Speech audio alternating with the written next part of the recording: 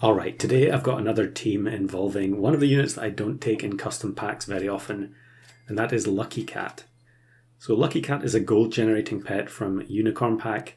It's pretty good, I think. It did just get nerfed in the update that came out this week, so it has slightly poorer stats now, I think. But its ability is pretty solid. When it levels up, it gains stats, but it will also generate gold for you on the following turn. And one of the reasons I don't tend to take it in customs very often is because you generally need to take gingerbread with it as well. And a lot of the time I'm not really interested in taking gingerbread in my pack. There are plenty of foods that I would take ahead of it. However, it is a very solid food, and there's no reason you shouldn't take it if you're trying to make your pack strong. So the way I wanted to approach this team was trying to make it a little bit more interesting. Instead of just having Lucky Cat with gingerbread, we're going to try and have two Lucky Cats and then have them both level up from level 1 to level 3 in a single battle. And I have seen some variations of Lucky Cat teams where people have been able to do that. Although generally it's been involving whale, so it's not really two separate Lucky Cats, it's the same one being reused. But I also wanted to work in the Leafy Sea Dragon, which is a unit that came out last year and I thought was really interesting, but its usage has kind of fallen off and I almost never see anyone play it. Probably because it's not super good, and probably not really necessary either. Now here I think I made a mistake. I should have put the chocolate on the Lucky Cat, but luckily we don't get punished and we roll once into another Lucky Cat. So here we should get two level 2.66 Lucky Cats from the level ups. Yep, so if we can get the Leafy Sea Dragon to level 3, then both of the Lucky Cats will get the full level up sequence. And that should mean that we gain the maximum amount of gold from both of them every single turn. Now on the face of it, that seems like it would be really strong. However, having played this a lot of times, it really isn't. At least in this particular configuration, there definitely are some strong versions of this that you could make. But I was trying to do one that was a little bit less over the top. And unfortunately I was paying the price for it because I played this, I don't know how many games I played of it, but it was a lot. It really was not working out the way I wanted it to. I guess taking the Leafy Sea Dragon is a big hindrance because it means that we only have 4 units in battle. Now I could have taken one of the summoning pets, the 4-squad summoners like Macaque or Orchid Mantis, but I felt like that was just too obvious. And so I was trying to play with one of the perk providing pets.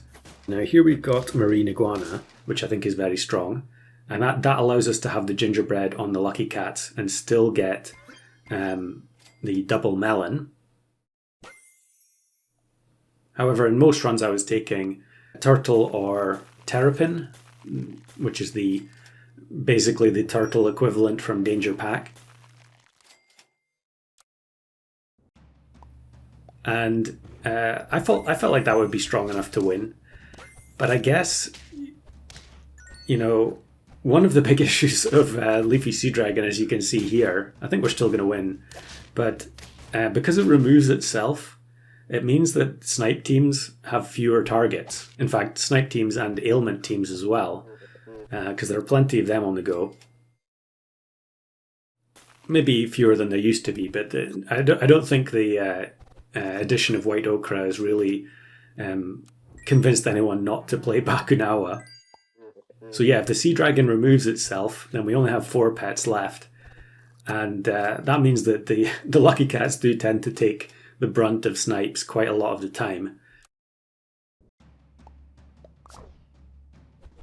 And also, for instance, a team like this, from Mido here, with the stat reduction, Cali Greyhound just completely ruins the team. And yeah, we get wiped.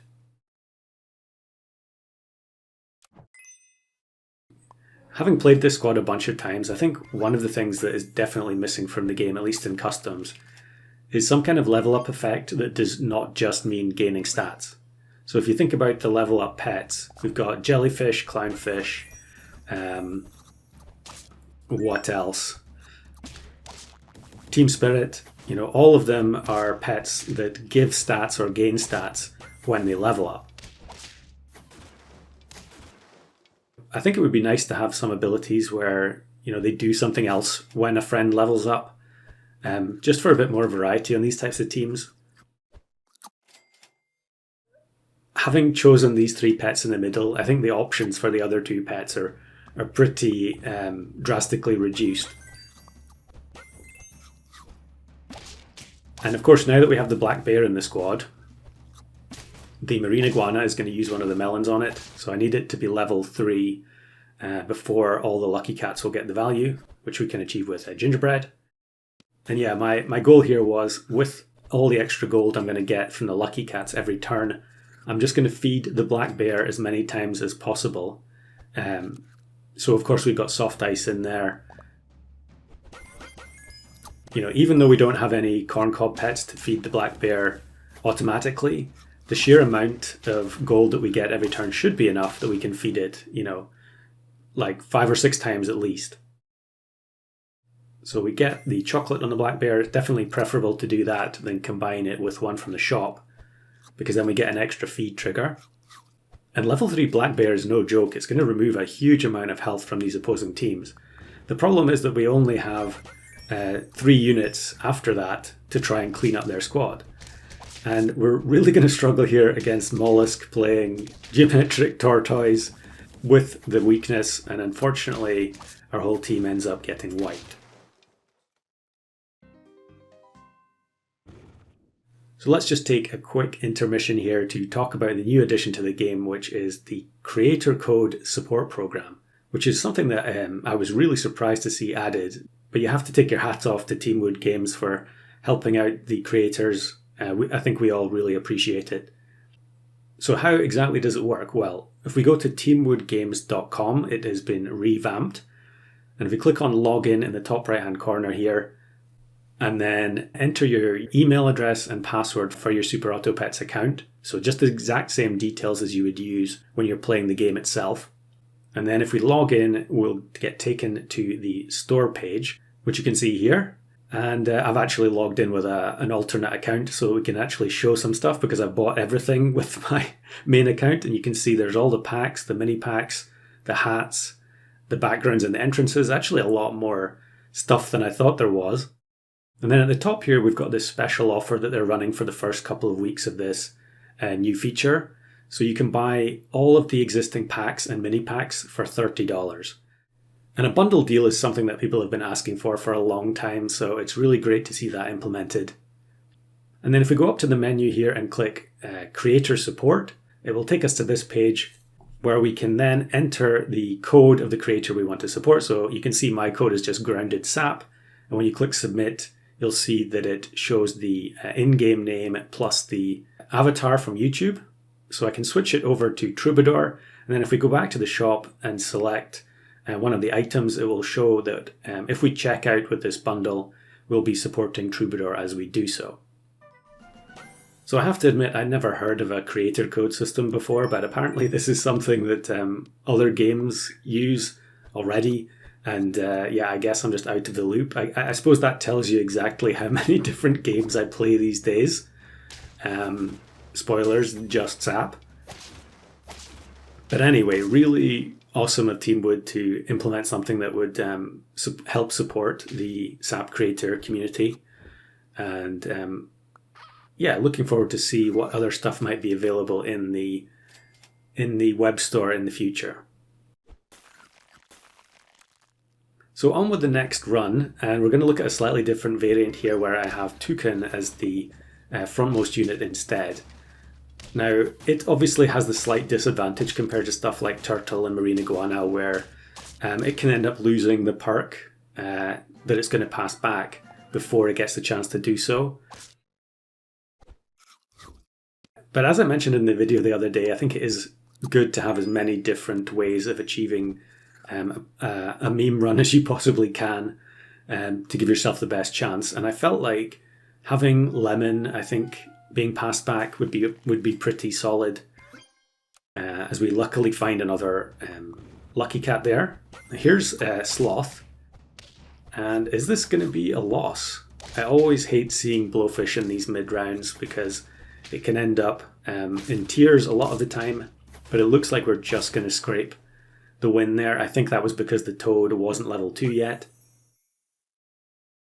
So I think we can buy, sell, and get another Lucky Cat, so we'll get both of them set up to level up.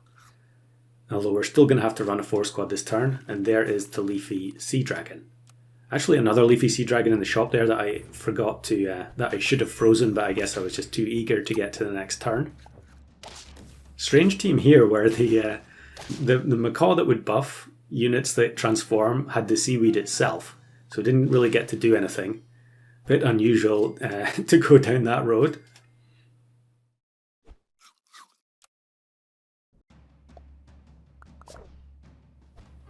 But yeah, I think if I get level 3 Toucan here, we can potentially look to play Black Bear again, and then have the Toucan pass perks to all 3 pets. I guess that was probably the intention in the previous run as well, it just didn't pan out that way. Although I suppose we did have the Marine Iguana, so we were getting one feed that way. Okay, here we go. We find the Lemon.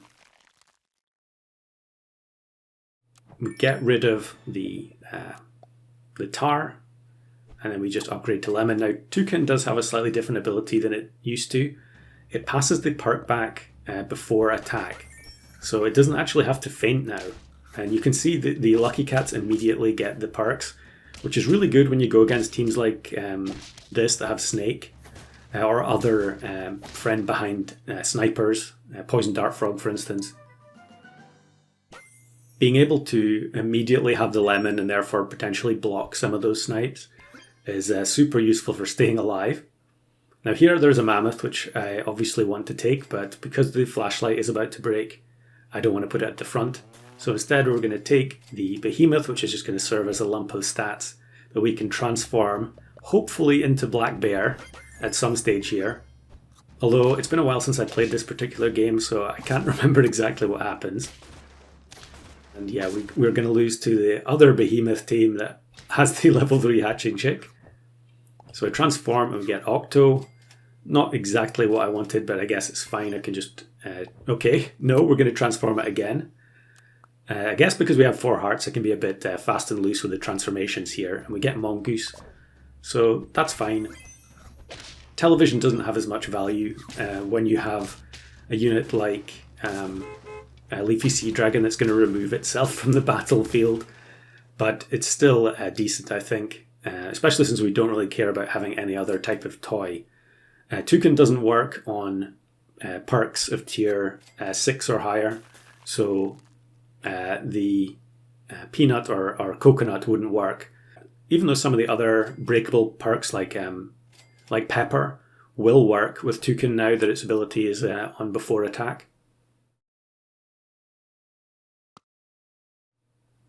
So here I transform again, I get Piranha. Not really what I wanted, so I'm just going to play it at the back. And level 3 Pygmy Hippo at the back here. I think we're going to be in trouble. Yeah, take a huge amount of damage from the 50 health snipe. But that's okay. I think we're just going to keep the team as it is, keep rolling for the level 3 Sea Dragon, level 3 Toucan, which we get, and the Piranha level up. Yeah, okay, we are going to move Piranha to the front this time. Since we're intending on transforming it into the Black Bear, it doesn't really matter that it's a Piranha right now. That's just a future experience for the Black Bear. But we just scrape a win here because the Lemon blocks all the damage. And we're getting very close to the end. We just need to find another transform food, so either... I guess because it's a tier 6, we can actually find any of the transform foods. I just don't know if I had Conpeto in this pack or not. But very odd looking team here on turn 15 with the level 3 Goose at the front. And I think it's another win. So yeah, that puts us on to 9. And now I guess we just have to hard roll looking for the transform food. Because it would be really unfortunate to accidentally win with the lineup almost exactly the way I want it. So here we go, we get the chickpea, it's a walrus. That doesn't help us. We actually also don't have the level 3 leafy sea dragon yet either. If we did have that, as we find it in the shop, then we would have had a lot more gold and it would have been much more likely that we would have got the level 3 black bear from the transformation a bit earlier. So here you can see that the toucan does not pass back the peanut because it's a tier 7 food now.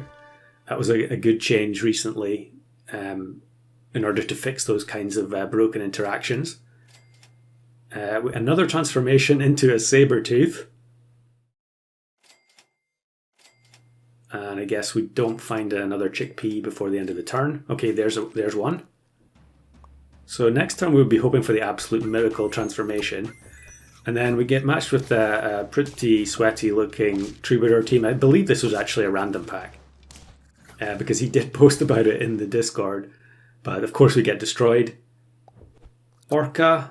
This time we do have the maximum gold. Although I don't really need 4 black bears. And we roll all the way down. Don't find anything. Incredibly frustrating to go that many turns. And then look at this. We go against another sloth. So that's 2 sloth opponents in the same run. And then the toucan actually loses the lemon because it took too many hits from the blowfish snipes. And ultimately we're going to lose the battle as a result.